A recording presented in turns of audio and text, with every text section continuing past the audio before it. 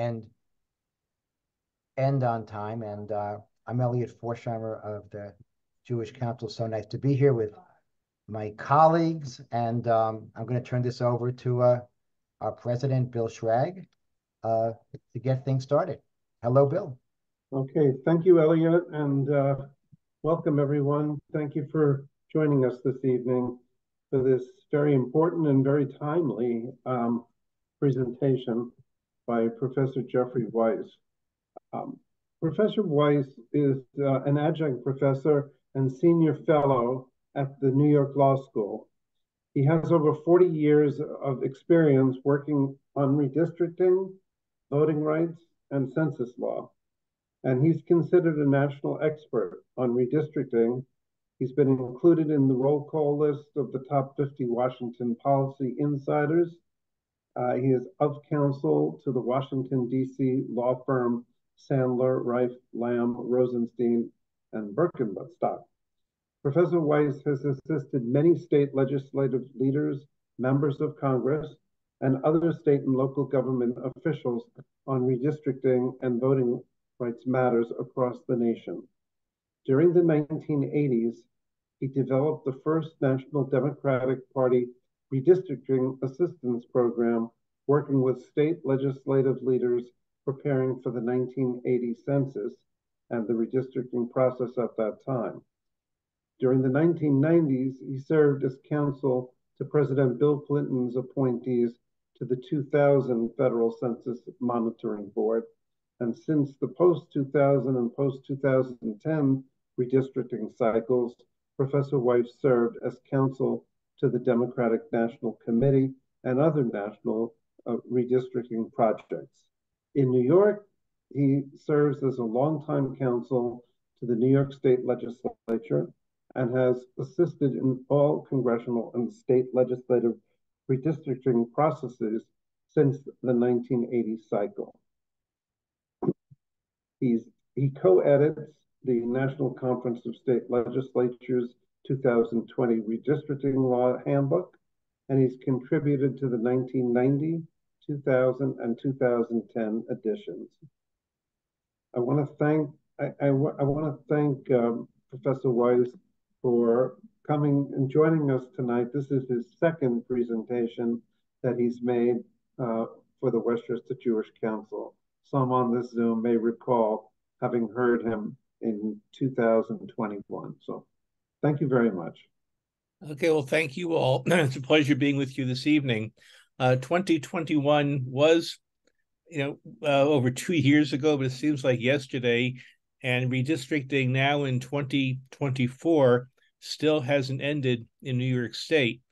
So I'll start, for those of you that don't recall exactly what I said in 2021, with a bit of a recap of how we got to where we are today by reviewing the constitutional amendment and what happened in the last 2 years to get us where we are. Now, for decades in New York, the congressional and state legislative maps were drawn as a simple bill by the Assembly and the Senate in Albany with approval by the governor. In 2014, that changed as part of a negotiation that the former Governor Cuomo worked out with the then Senate majority Republicans. A constitutional amendment was drafted to create what some called an independent redistricting commission, what I really refer to as a so-called independent redistricting commission, something that the governor wanted in return for letting the legislature in 2012 draw its own map for the last, purportedly draw its own map for the last time. The amendment was passed approved by the voters in 2014, and it made two major changes.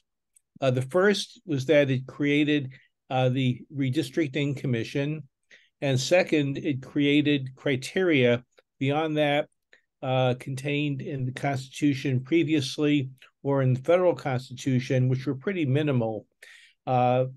Criteria for the commission and the legislature to follow. The commission, was appointed In 2019, 2020, it consists of 10 members. The Speaker, the Senate Majority Leader, and the two minority leaders in Albany each get to pick 2 members.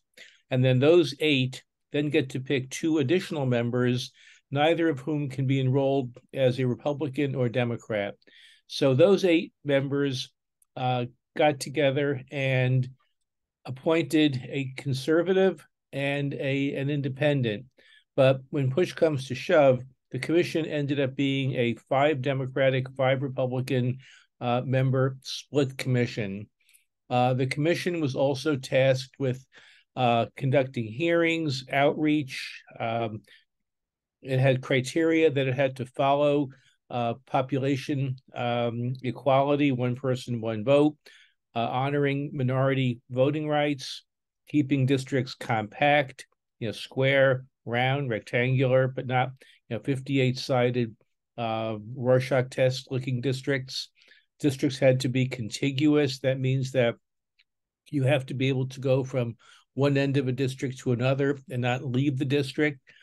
Districts could retain the cores of the previous districts. Also, districts could follow municipal boundaries such as towns, counties, cities, and a criteria that the plans cannot favor or disfavor political parties or candidates. So what happened was the commission met, they had hearings, they worked throughout 2021, but in early 2022, the commission could not decide on one set of congressional, Senate, or Assembly maps. So the Republicans sent one set of maps to the legislature, and the Democrats sent another different set of maps to the legislature. Under the constitutional amendment, the legislature had the opportunity to vote those maps up or down without amendment. And if they were voted up, approved, then they'd be sent to the governor for her approval or veto, and the process might have been done. But what happened was, in the alternative, they rejected both maps. And at that point, the commission was tasked with regrouping and developing a second set of maps for the legislatures to consider. And at that point, the commission imploded. It fell apart. It couldn't get back to work again. There was a lot of finger pointing by the Democrats against the Republicans, by the Republicans against the Democrats, but push comes to shove, nothing happened. It fell apart. So the legislature, following common sense and the way some look at it at that time, the Constitution of New York State, took it upon itself to draw maps for the Assembly, the Senate, and the Congress. That was on February 2nd or 3rd, 2022. The governor signed the law that night, and same day, a group of Republicans in Steuben County, New York, went to court challenging the congressional map and the Senate map. They did not challenge the Assembly map, difference there being that the Assembly Republicans basically got what they wanted in the map that the legislature passed. The Senate Republicans and the congressional delegation members were not happy. So they filed a lawsuit challenging the map for two reasons, 2 causes of action. First was that the legislature was not in position to take up redistricting and draw a map of its own until the commission sent its second map set to the legislature. And then secondly, that the Senate and congressional maps were partisan gerrymanders drawn to advantage Democrats in both chambers. There was an awful lot of litigation from February through May, June of 2022. But the bottom line, according to the State Court of Appeals, in a decision called Harkenrider versus Hochul, was that, number one, the legislature did not have the power to draw maps because the commission failed to submit a second set of maps to the legislature. And then secondly, out of the 6 or 7 criteria included in the Constitution, they picked out one of them and found that the congressional map, not the Senate map, but the congressional map, was a partisan gerrymander drawn to advantage Democrats over Republicans. And as a result of that, in May of 2021, in sending the mapping back down to the state Supreme Court judge in Steuben County, who then appointed Jonathan Servas, a PhD from Carnegie Mellon University in Pittsburgh, to draw the maps. And he did that. And the court ordered them to be used in the 2022 elections, and they were. The Court of Appeals mentioned, as an aside, that had the assembly map been challenged based on process, that map too would have been invalidated, but no one challenged the assembly map in the original Maine Harkenrider challenge. So in 2022, members of Congress, members of the state Senate were elected to office based on the map put in place by the state court. The members of the assembly were elected based on the map that the assembly itself drew, that the governor approved because no one challenged it in court otherwise. That ends the 2022 saga. But at the same time, a separate lawsuit was filed, a new lawsuit was filed in Albany County State Supreme Court, a case called Hoffman versus Redistricting Commission. And in that lawsuit, the plaintiffs, a group of Democratic voters, argued that it's the job of the commission and the legislature to draw the congressional map, not the courts. And the plaintiffs asked the state court to order the commission to go back to work and to submit a map to the legislature for consideration. And the judge there in Albany County rejected that and said, no, the process is done. We're not going to take up redistricting again until 2030, and dismissed the case. It took some time, but the losing side, the Democratic voters, then appealed to the appellate division in Albany. And earlier this year, last year rather, the appellate division reversed the lower court judge and said that it is the responsibility of the legislature, not the courts, to draw maps, and that the commission was to go back to work and submit a congressional map to the state legislature. The Republicans got an immediate stay, where they put a hold on that decision. But the courts, in granting a stay, also said that nothing prevents the commission from at least doing its day-to-day work, whereupon the Democrats took the advantage there to solicit public input on what a congressional plan should look like. And that takes us through the fall, all the way through, the time flies, but early December, the state court of an appeal was taken to the state court of appeals to finalize the outcome. What would happen? Would the commission go back to work and uphold the decision of the appellate court, or would the court of appeals reverse and go back to the lower court judge saying, no, there won't be a new congressional plan? So I think it was on December 11th or so, the state court of appeals ruled that on a 4-3 vote, a close vote, was also a 4-3 vote in the Harkenrider case in 2022 with a different chief judge, 4-3, but that the court ruled that it is the job of the legislature to draw the congressional districts, not the courts, and that there was enough time for the commission to go back to work and to submit a new congressional map to the legislature by February 28th, 2024.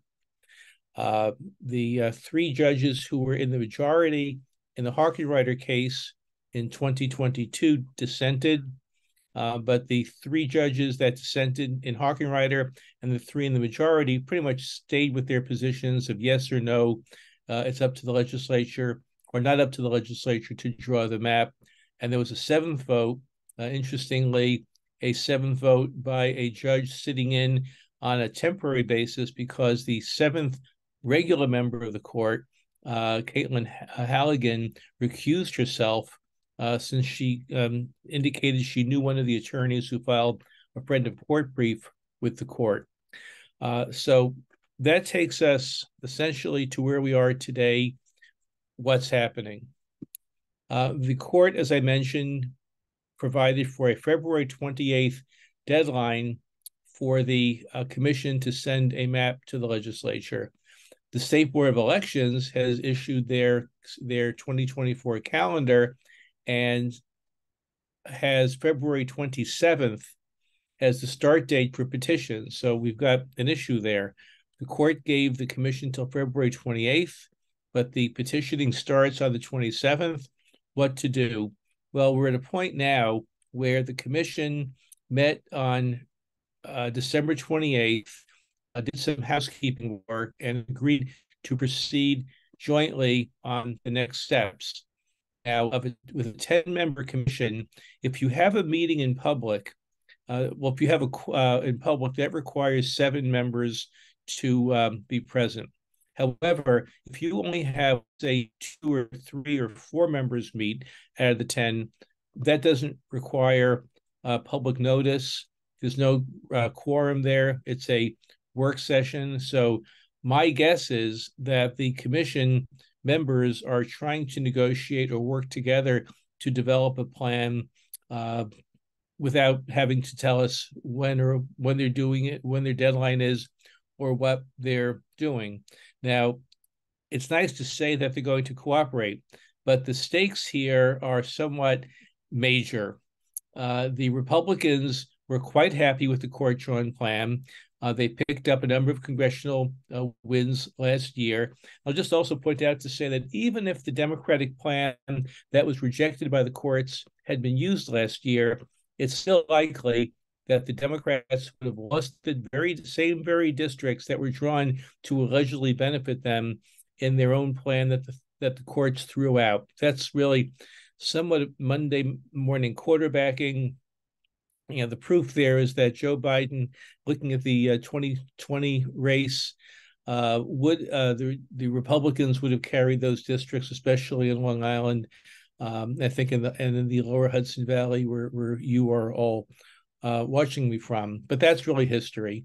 Now, it gets tricky here because for the commission to agree on a bipartisan plan, you need to have 7 of the 10 members voting in the affirmative.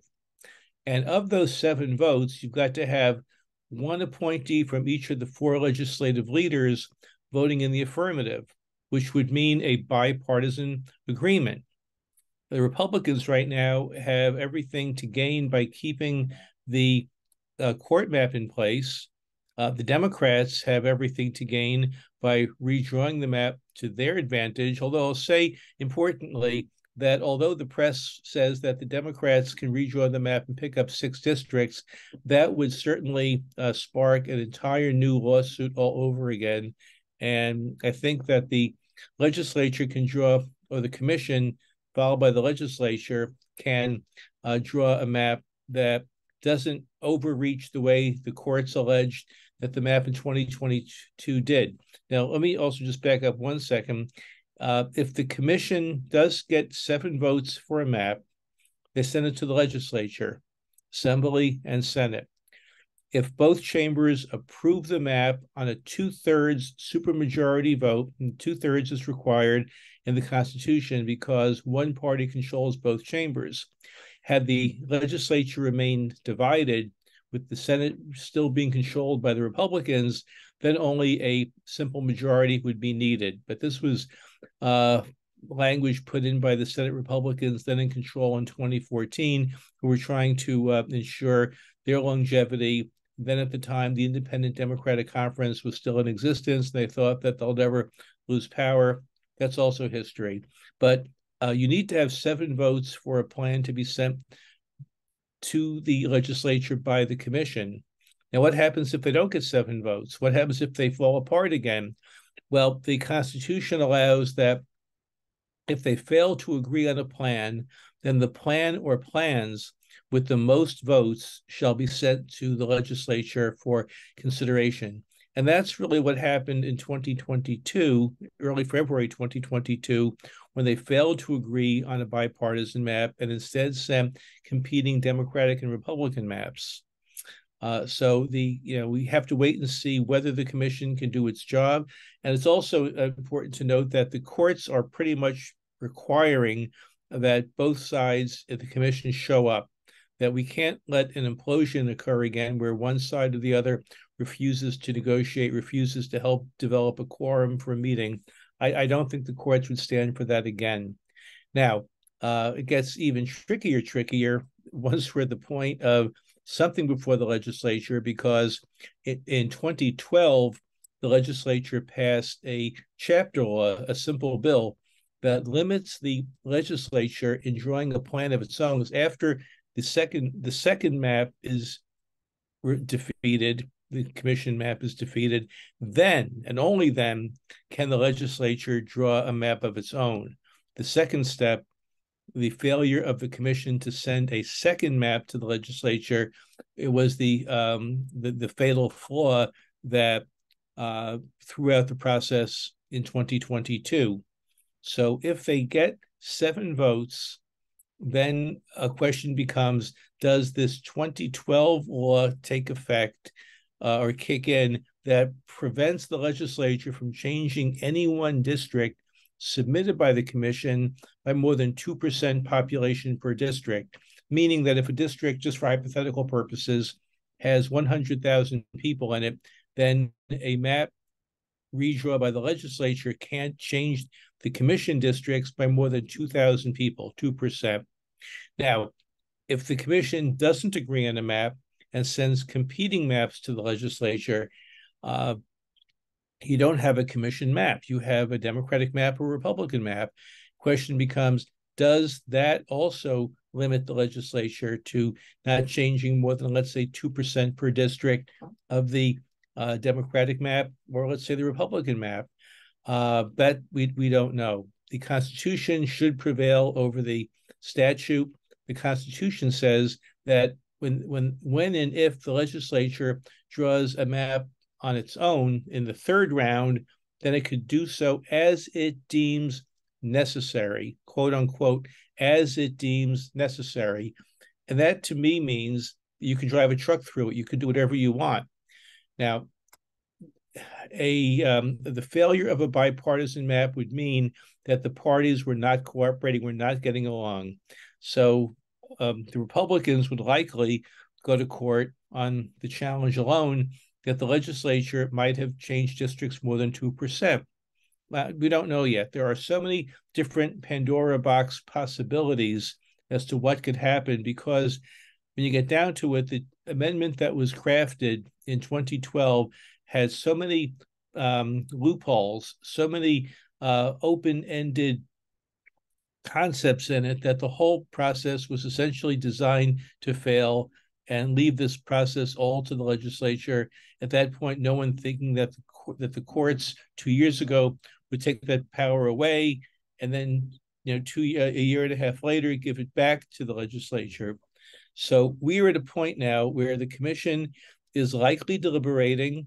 If we had a perfect calendar situation, the commission would need to send something to the legislature sometime in January. The legislature started in session last week.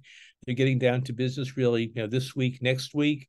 So the commission, they can call a meeting in a week, in 2 weeks. I'll just mention sadly that one of the Democratic Commission members, Dr. John Flateau, passed away on December 30th. And his vacancy needs to be filled by his appointing member, Senate Majority Leader, President Pro Tem Andrea Stewart Cousins. So there's actually a vacancy that needs to be filled first by the state Senate. So where does this take us? Well, in the best of all possible worlds, the commission will act expeditiously and send something, whether a bipartisan plan or separate partisan plans, to the legislature sometime in January.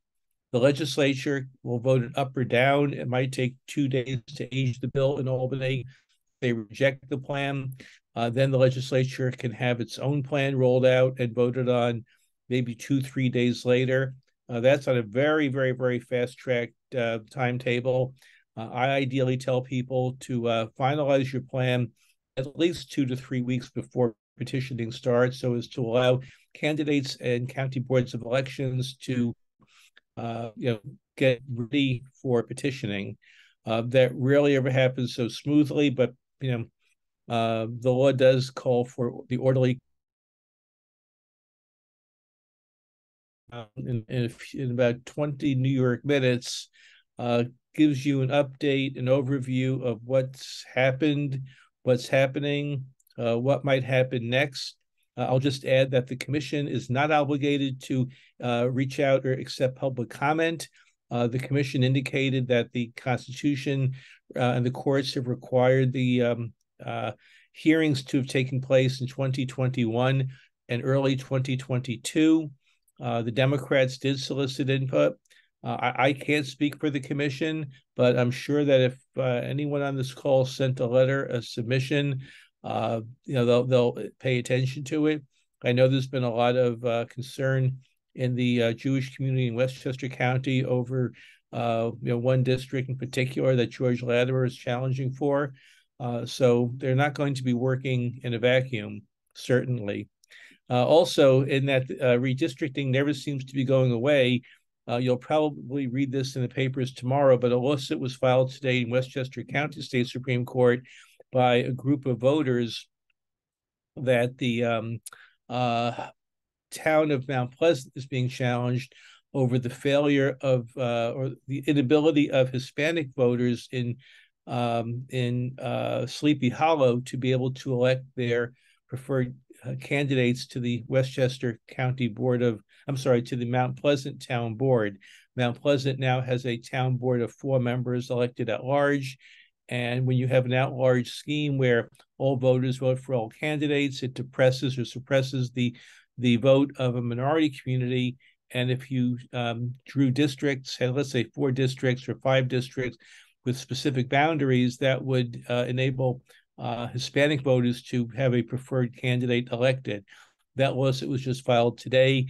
I was retained by the town of Mount Pleasant back in August of last year to do expert analysis with a political scientist colleague, whether you have a high level of polarized voting in the town. Polarized voting is where white voters consistently deny minority voters the ability to elect preferred candidates of choice, where you have literally polarization. And we determined that it was high enough in Mount Pleasant that warrants remedial action, but the town has not decided to do anything yet. So under the new John R. Lewis New York State Voting Rights Act, they're allowed to file a lawsuit 90 days after informing the township of this challenge. So that 90-day bell rang today. I can't read all the comments coming in the chat room, but I did see one comment quickly about the state Senate. The state Senate lines, in case this is the question, were drawn by the state court. And following what the courts did in the assembly, where it ordered in a separate subsequent lawsuit a redrawing of the assembly map, and now with the congressional map having been redrawn, the Senate map is still in place and was drawn by the state court. So question is, well, shouldn't a lawsuit be brought challenging the state Senate lines because they were drawn by the court, not by the legislature? That's a very good question, if that's what the question was. And nothing stops a new lawsuit from being brought to require the commission and legislature to go back to work one more time and redraw the state Senate map. The only argument against that, and not a very strong argument from what the State Court of Appeals decision said, is something called latches, or a delay in bringing a lawsuit by waiting too long. But it's hard to say what the outcome of that might be. But redistricting used to be a once-in-a-decade experience that would take place in the year or two after the census was taken. Now it's 2024. We still don't have a final congressional map. We might see something change in the state Senate, But the decade is nearly half over, and I do expect there will be efforts to amend the Constitution yet one more time to avoid the kind of a mess that was created by the way the last current amendment was drafted. So I'll hold there. I've gone on for about a half an hour, and I'd be glad to engage in conversation or answer any questions. Let me unmute. Hi, I'm Karen Rosenfeld. I was going to try and field some of the comments and questions for you. One of the questions was that, is there a possibility that the current lines will remain in place? There is a possibility of that, and that would most likely happen depending on the calendar and what doesn't happen. If the commission or the legislature fail to put a plan in place for the timely petitioning process to begin in late February, then the current map could be used again. If a new action is filed in court attacking a new map for any kind of legal imperfection or process issue, the current plan could be used again. It all really depends on what happens and how it plays out, things we can't predict at this point. One of the other questions was, if the IRC deadlocks again, do they need a 2/3 majority vote to pass? The legislature needs to obtain a 2/3 vote in each chamber, regardless of whether the commission deadlocks or not.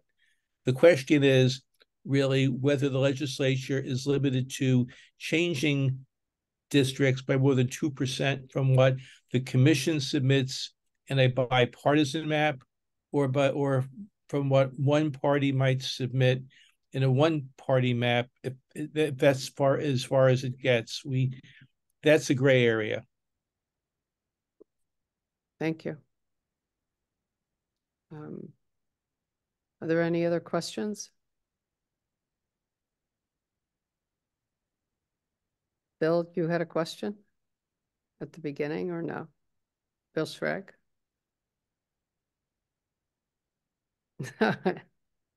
Okay. It was partially asked, I guess. My question was, assuming that there were deadlocks once again and a special master was appointed again, what's the likelihood that the special master would revert to the same lines that he drew 3 years ago? Well, we're not at a point yet where there's a state legislative drawn map that's been invalidated, so that the court drawn map would really stay in place. The last map drawn by a special master wouldn't change. There is a constitutional map. There is a legitimate map in place now. It's just not a map enacted, created by the legislature and approved by the governor. That's the key point. So there really wouldn't be any sense in appointing another special master except to spend another $100,000. That's not going to happen.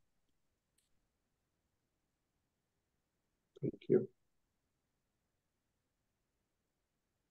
Thank you. Let me just also add, one of the criteria in the state constitution is that communities of interest be considered in drawing the maps. Now, a community of interest is not really defined in law. A community of interest is usually described as an area with like-minded residents, whether it be socioeconomic, religious, medical, educational, wherever you could find commonality with neighbors. That's considered a community of interest that ought to be considered. So from the conversation I've seen in Westchester about the Jewish community in particular, there's every reason to argue that heavily Jewish communities should be considered and kept in the same district. Jewish communities don't have the protections of the Federal Voting Rights Act as Black, Hispanic, and Asian populations have. Some of my friends in the Orthodox community in Brooklyn will argue with me that had we been as organized as we are now back in the 1960s, we would have been a protected class, but I can assure you that's not the situation, and it won't be. But Westchester County at the congressional level does not present voting rights issues, that there is no population level requirement that districts be drawn to help minority voters, to ensure that minority voters elect their preferred candidates no differently than, let's say, clusters of health providers in hospital areas, or a college community cluster, or the Jewish community cluster shouldn't be considered as well. I just thought I'd point that out.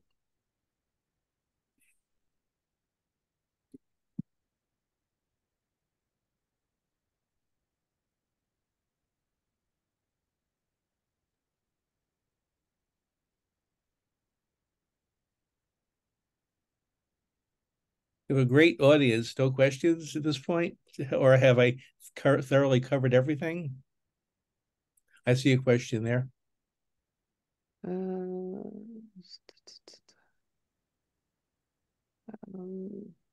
me see. There's a question, are there any good governance or transparent, I'm on mute, or no, I'm not.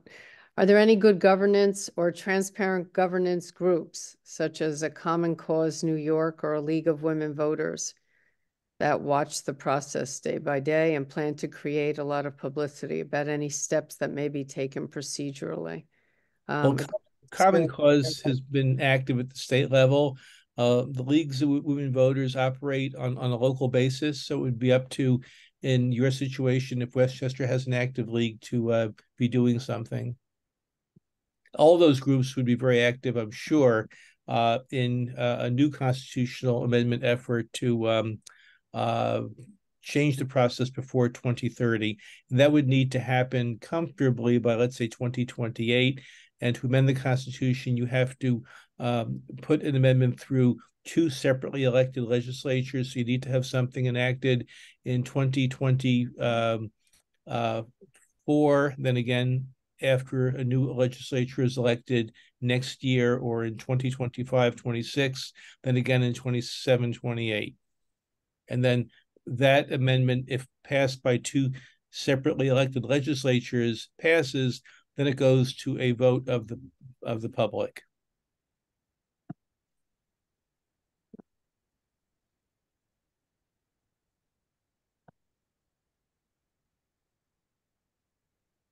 There are people that have their hands raised. Can you unmute them, Pam, or?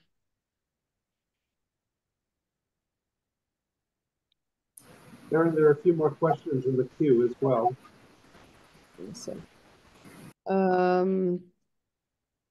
There was one question somebody had about if we don't consider just Democrats or Republicans, but the progressive Democrats versus transitional, do you have any sense of how the politics of the situation will come out? That's a good question. I've worked in the legislature over 40 years, and there's usually been strong party control. There are a number of independent legislators in the Assembly and Senate who might not always vote with the majority party. And I think the Assembly now has a 1 or 2 seat supermajority, as do the Democrats in the state Senate. So neither majority can afford to spare a handful of members that don't vote according to the way the leadership asks. That could be a problem. Professor Wice, thank you so much for your time. My name is Scott Dubin. I had a quick question just regarding timing of petitioning and primary dates. Given that the general is set, could you work kind of backwards, worst case scenario for us, for the latest possible dates against petitioning and the latest possible dates against the primary, given the legal structure that the process has to work against towards the general? Well, given that the primary, the spring primary is June 25th, and that petitioning under the State Board of Elections' current timetable gets underway February 27th. The legislature, in its discretion, with the governor's support, can change the primary calendar, can change the number of petitions, and can change the dates for petitioning as well. So all of this is up in the air right now.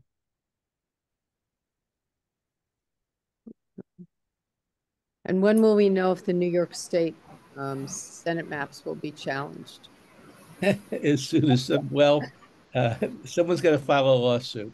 I asked one of the plaintiffs in the assembly challenge if he was thinking of challenging the Senate lines, because it was really the same exact time frame. And he told me about a week or two ago if he could find a good pro bono lawyer.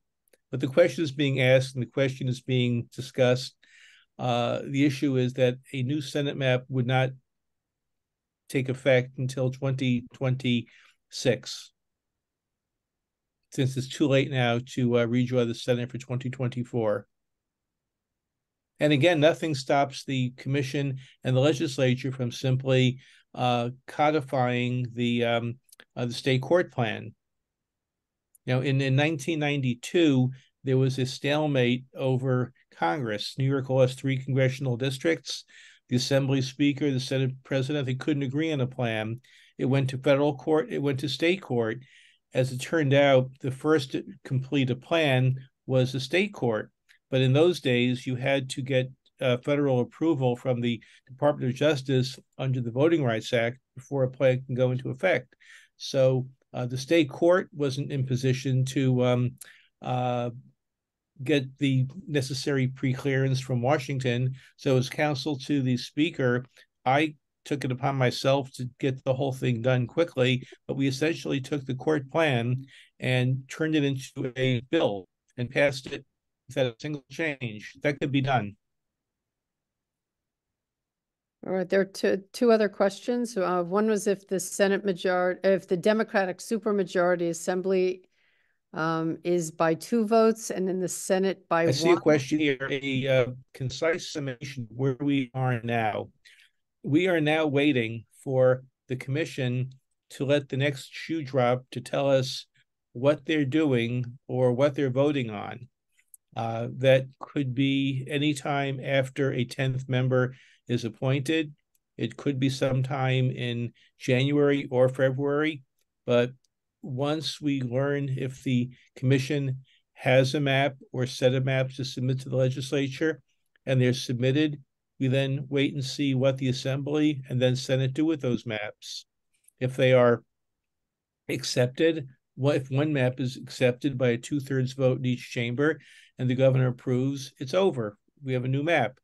If the commission map or maps are rejected, then at that point, having rejected 2 rounds of commission-drawn maps, the legislature can draw a map as it deems necessary, according to the Constitution, but not by changing any one district by more than 2%, according to a statute. And that issue alone can create litigation to delay the process beyond the point by which the court-drawn map from 2022 could stay in place yet one more cycle. So you have to watch the calendar. You have to expect the unexpected day by day. So if there are enough lawsuits challenging all these issues, then the possibility exists that you can't move forward, and then who rules? Then the status quo stays in place pretty much. But we look back, redistricting became an issue in the early 1960s, 1962, when the Supreme Court in a case called Baker versus Carr held that districts had to be based on fair representation. New York, every county had one assembly district. You had rural counties having more power than downstate New York City and the suburbs did. So New York, like other states, had to try to figure out what to do. And New York was in court from 1963, 64, all the way to 1970, not having a plan in place by more than 2-3 years per plan. At one point in 1966, the Assembly thought, well, if we have to redraw the map, let's increase the size of the Assembly from 150 to 200. And that was challenged. And the court said, Constitution says there shall be 150 members. You can't create 50 more. So members who were elected in 1964, 65 under a 200-member scheme had to shrink back down to 150 members, which is the constitutional requirement, by 1966, 67, where 50 members had to all of a sudden disappear. So we've seen confusion and redistricting over again 50 years ago, but not in the decades in between.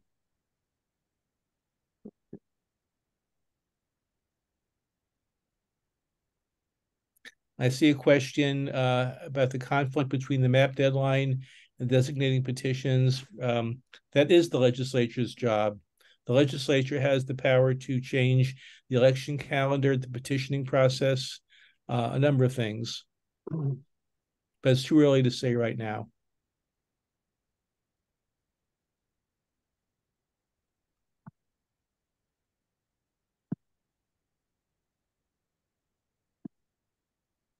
Last call, last round.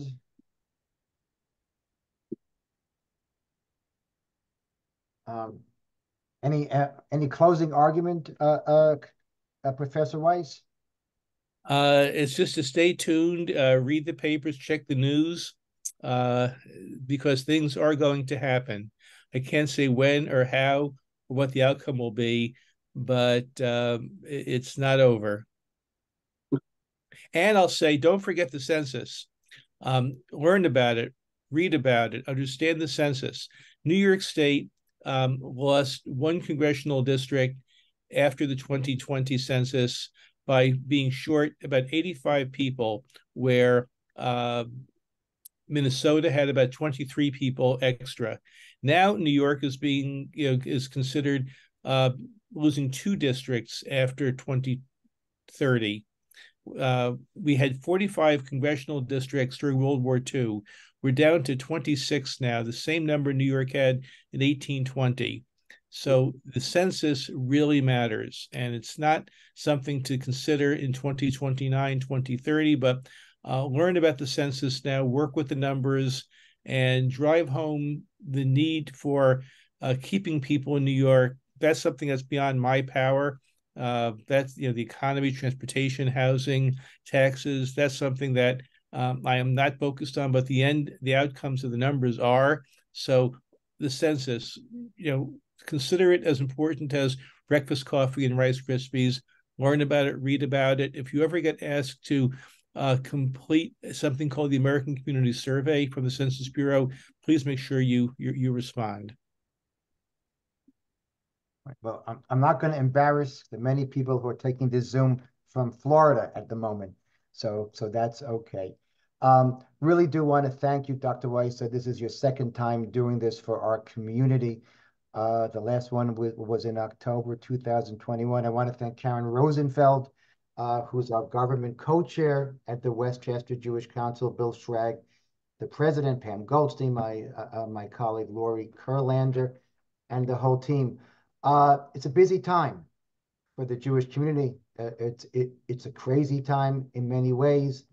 We're all working really hard in making sure that people sign up to vote, sign up to take part in the party. We're nonpartisan. It's important that we vote as Jews, as Americans. I was talking earlier on.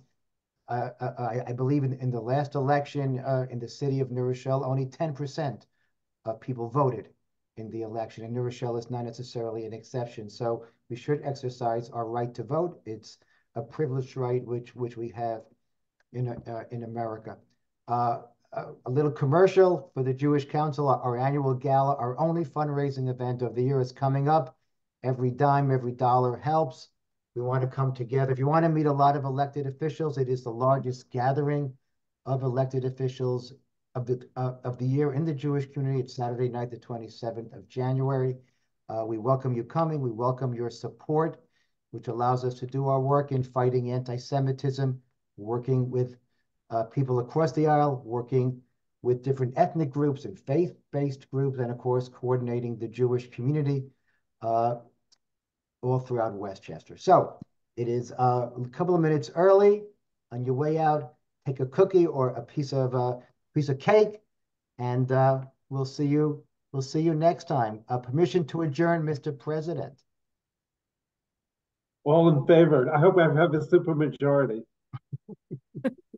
So, Professor Wice, thank you again. I can't thank you enough. And it's always nice listening to you, but I hope somehow this is going to resolve itself and we're not going to find ourselves listening to another presentation 2 years from now with respect to the 2026 election. But thank you very much, and I hope everybody has a good evening. Thank you. Good night. Right.